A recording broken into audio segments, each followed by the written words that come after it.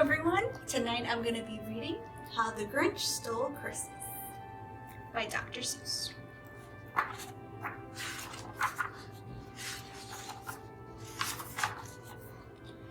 Every Who down in Whoville liked Christmas a lot. But the Grinch, who lived just north of Whoville, did not. The Grinch hated Christmas, the whole Christmas season. Now please don't ask why. No one quite knows the reason. It could be his head wasn't screwed on right. It could be perhaps that his shoes were too tight. But I think that most likely reason of all may have been that his heart was 2 sizes too small.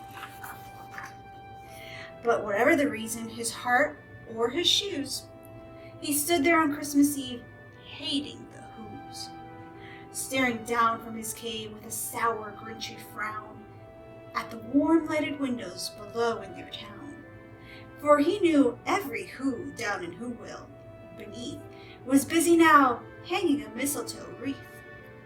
And they're hanging their stockings, he snarled with a sneer. Tomorrow is Christmas, it's practically here. Then he growled with his Grinch fingers nervously drumming, I must find a way to stop Christmas from coming. For tomorrow, he knew,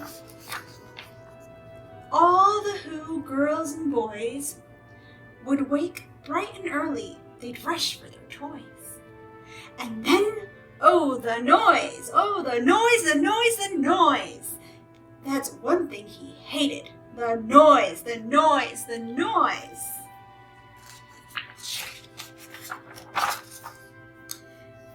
the Whos, young and old, would sit down to a feast, and they'd feast, and they'd feast, and they'd feast and feast and feast and feast.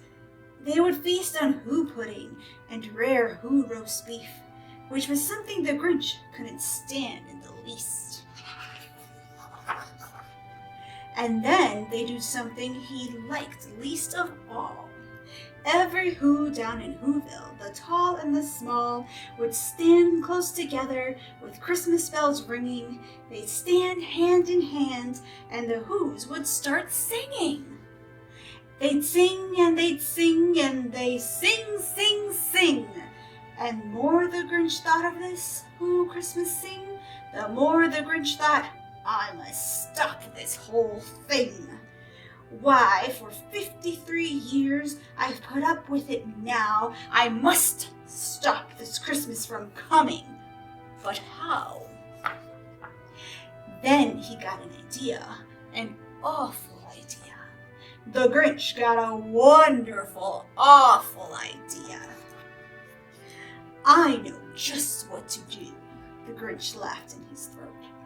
And he made a quick Santa Claus hat and a coat. And he chuckled and clucked, what a great Grinchy trick. With this coat and this hat, I just look like Saint Nick. All I need is a reindeer. The Grinch looked around. But since reindeer are scarce, there was none to be found. Did that stop the old Grinch? No, the Grinch simply said, if I can find a reindeer, I'll make one instead. So he called his dog Max. Then he took some red bread and he tied a big horn on top of his head. And then he loaded some bags and some old empty sacks on a ramshackle sleigh, and he hitched up old Max. Then the Grinch said, giddy up! And the sleigh started down towards the homes where the Whos lay a snooze in their town. All their windows were dark. Quiet snow filled the air. All the Whos were all dreaming sweet dreams without a care. When he came to the first little house on the square, this must be stop number 1, the old Grinch Claus hissed, and he climbed to the roof, empty bags in his fists. Then he slid down the chimney, a rather tight pinch, but if Santa could do it, then so could the Grinch. He got stuck only once for a moment or two, then he stuck his head out of the fireplace flue, where the little Who's stockings all hung in a row. "These stockings," he grinned, "are the first to go." Then he slithered and slunk, with a smile most unpleasant. Around the whole room he took every present. Pop guns and bicycles, roller skates, drums, checkerboards, tricycles, popcorn, and plums, and he stuffed them in bags. Then the Grinch very nimbly stuffed all the bags one by one up the chimney. Then he slunk to the icebox. He took the Who's feast. He took the Who pudding. He took the roast beefst. He cleaned out their icebox as quick as a flash. Why, the Grinch even took their last can of Who hash. Then he stuffed all the food up the chimney with glee. "And now," grinned the Grinch, "I will stuff up the tree." And the Grinch grabbed the tree and started to shove, when he heard a small sound like the coo of a dove. He turned around fast and he saw a small Who, little Cindy Lou who was not more than 2. The Grinch had been caught by this tiny Who daughter who'd got out of bed for a cup of cold water. She stared at the Grinch and said, "Santa Claus, why are you taking our Christmas tree? Why?" But you know the old Grinch was so smart and so slick. He thought up a lie and thought it up quick.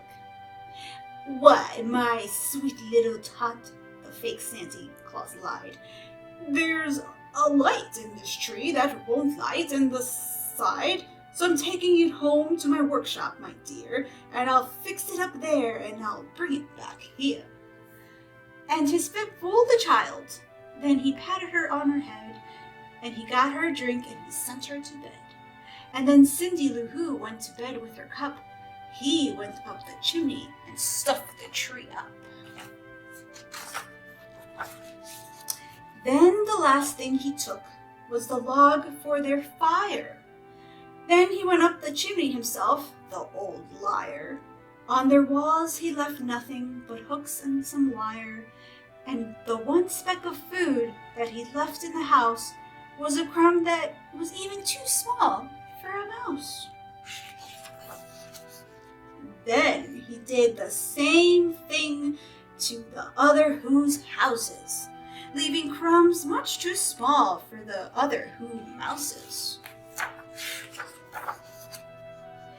It was 1/4 dawn, all the Who's still in bed, all the Who's still a snooze, when he packed up his sled. Packed it up with their presents, the ribbons, the wrappings, the tags and the tinsel, the trimming and the trapping. 3,000 feet up the side of Mount Crumpet, he rode with his load to the tip-top to dump it. "Pooh-pooh to the Who's," he was Grinch-liciously humming. "They'll find out tomorrow that there's no Christmas coming. They're just waking up, I know just what they'll do. Their mouths will hung open for a minute or two. Then the Who's down in Whoville will cry, boo-hoo." That's a noise, grinned the Grinch, "that I simply must hear." So he paused, and the Grinch put his hand to his ear. And he did hear a sound rising over the snow. It started in low, then it started to grow. But the sound wasn't sad. Why, this sound sounded merry. It couldn't be so, but it was merry, very. He started down the Whoville. The Grinch popped his eyes. Then he shook. What he saw was shocking surprise. Every Who down in Whoville, the tall and the small, was singing without any presents at all.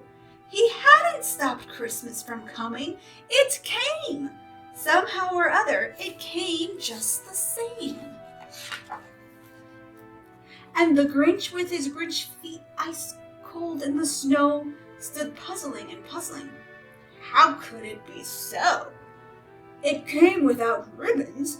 It came without tags. It came without packages, boxes, or bags. And he puzzled 3 hours till his puzzler was sore. Then the Grinch thought of something he hadn't before. Maybe Christmas, he thought, doesn't come from a store. Maybe Christmas perhaps means a little bit more.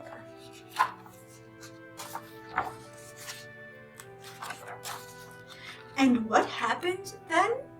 Well, in Whoville they say that the Grinch's small heartbeat grew 3 sizes that day. And the minute his heart didn't feel quite so tight, he whistled with his load through the bright morning light, and he brought back the toys and the food for the feast, and he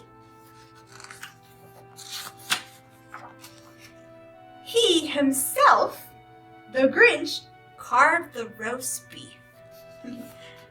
Happy holidays, everyone. Merry Christmas to all. Feliz Navidad.